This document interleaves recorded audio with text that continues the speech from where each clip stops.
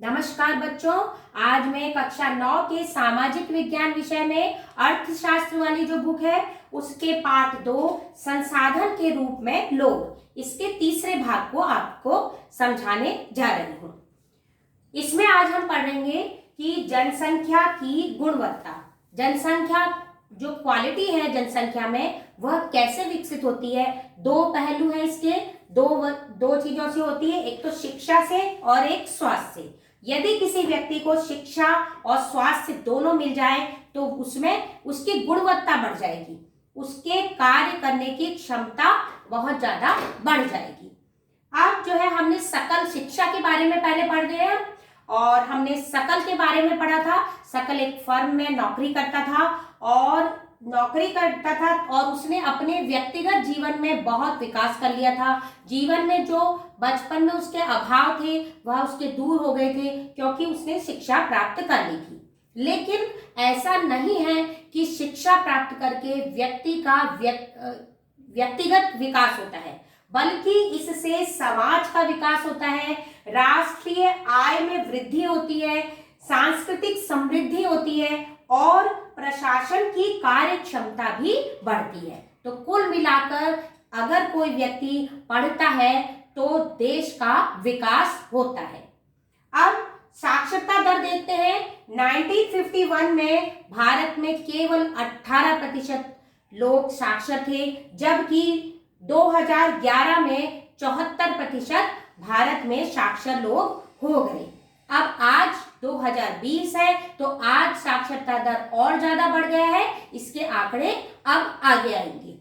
अब जो है इसके अलावा सरकार ने क्या किया कि शिक्षा के प्रसार के लिए अनेक कार्यक्रम शुरू किए।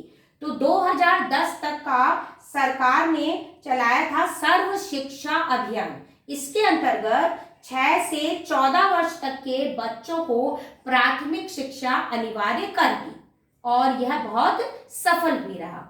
इसके साथ सेतु पाठ्यक्रम, स्कूल लौटो शिविर और सबसे महत्वपूर्ण दोपहर का भोजन कार्यक्रम शुरू किया गया, जिसे मिड डे मील कहते हैं। आपने सुना होगा मिड डे मील के बारे में। ऐसा था कि सरकार ने यह क्यों शुरू किया, इसलिए शुरू किया क्योंकि दोपहर को जब बच्चे लंच टाइम में अपने घर जाते थे तो वापस लौटकर स्कूल नहीं आते थे, तो सरकार ने यह कार्यक्रम शुरू किया। साथ में इसका दूसरा पहलू यह भी था कि बच्चों को पौष्टिक आहार दिया जाना चाहिए। तो इसीलिए मिड डे मील में दोपहर के भोजन कार्यक्रम के अंतर्गत ऐसे खाने की वस्तुएं बच्चों को दी जाती है जो कि पौष्टिक होती हैं, तो वे स्वस्थ भी रहते हैं। तो न केवल प्राथमिक शिक्षा के क्षेत्र में बल्कि महाविद्यालय, विश्वविद्यालय वाली शिक्षा और अनेक प्रशिक्षण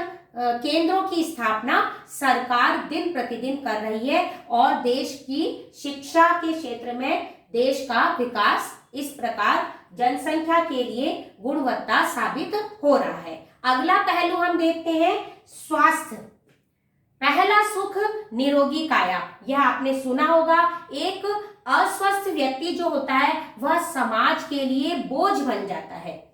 उसे वह व्यक्ति, कोई उसके जो आसपास के लोग हैं वो अपना देखें या उसे देखें, तो इसीलिए यह कहा जाता है कि अस्वस्थ व्यक्ति समाज के लिए बोझ बन जाता है। इसके लिए क्या है कि व्यक्ति को यदि अपना कल्याण करना है तो उसे स्वस्थ रहना पड़ेगा। स्वस्थ रहने के लिए प्रयास करने होंगे। तो अपना कल्याण, जो व्यक्ति का व्यक्तिगत जो कल्याण होगा, तो उसका आधार है कि व्यक्ति को स्वस्थ रहना चाहिए। उसका जो स्वास्थ्य है वह ही उसके कल्याण का आधार है। फिर है हमारी जो राष्ट्रीय नीति है उसमें स्वास्थ्य सेवाओं में वृद्धि की गई, परिवार कल्याण कार्यक्रम चलाए गए, पौष्टिक सेवाओं में वृद्धि की गई और इससे क्या हुआ कि देश की जीवन प्रत्याशा बढ़ गई। जीवन प्रत्याशा का मतलब जीवन जीने की जो आयु है वह बढ़ गई।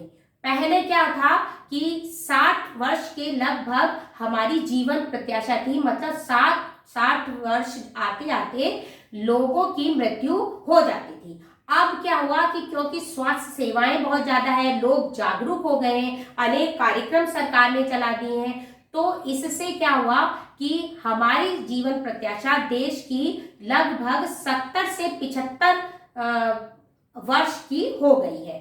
इसी के साथ ही हमारे देश में जन्म दर में कमी आई है, क्योंकि जनसंख्या की दर हमारे देश में दिन प्रतिदिन बढ़ रही थी, क्योंकि परिवार कल्याण कार्यक्रम चलाए गए, तो इसीलिए जो जन्म दर है उसमें कमी आई, और साथ में स्वास्थ्य सेवाएं जो सरकार ने दी उससे मृत्यु दर में कमी आई।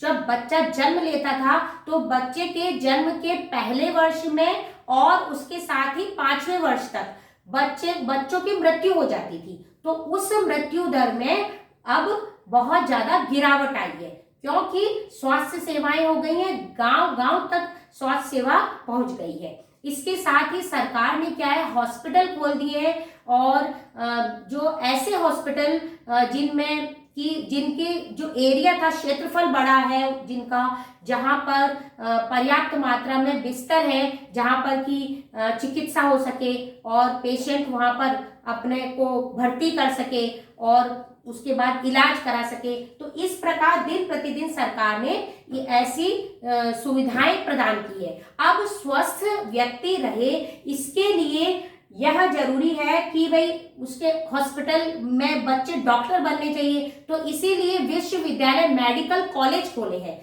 तो अनेक स्थानों पर मेडिकल कॉलेज खोले गए हैं। पहले मेडिकल कॉलेज की संख्या कम थी और मेडिकल कॉलेज बने हैं, तो इससे भारत में डॉक्टर जो हैं उनकी संख्या बढ़ गई, तो स्वास्थ्य सुविधाएं भी बढ़ गई। तो इस प्रकार शिक्षा और स्वास्थ्य दो पहलू हैं जनसंख्या की गुणवत्ता को बढ़ाने की।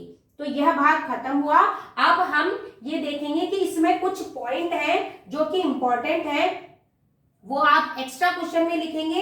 एक तो सर्व शिक्षा अभियान के अंतर्गत कितने वर्ष तक की आयु के बच्चे हैं, तो 6 से 14 वर्ष तक की आयु के बच्चे सर्व शिक्षा अभियान में प्राथमिक शिक्षा दी गई इनको। और दोपहर का भोजन कार्यक्रम जो कि मैंने अभी बताया आपको, यह आपको लिखना होगा। और जो है जीवन प्रत्याशा, इसकी परिभाषा, तो ये आप 3 प्रश्न एक्स्ट्रा क्वेश्चन है एक लाइन के, ये आपको अब आज का होमवर्क आपको यह करना है।